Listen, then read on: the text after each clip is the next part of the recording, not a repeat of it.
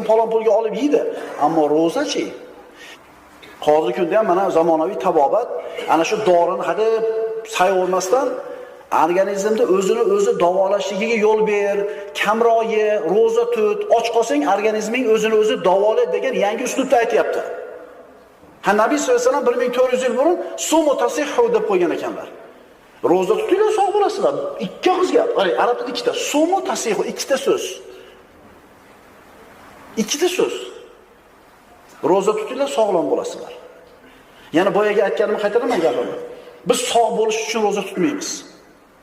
Biz Alloh bizga buyurganligi uchun tutamiz. Uni u yoqda keladigan hikmatlar Alloh taoloning bizga bergan fazli. Inson ro'za tutishlik bilan havoyi nafsini shunday bo'g'zidan oladi. Chunki doim nafsiz holatga ishni qilaverishligingiz bilan nafsizni quliga aylantirib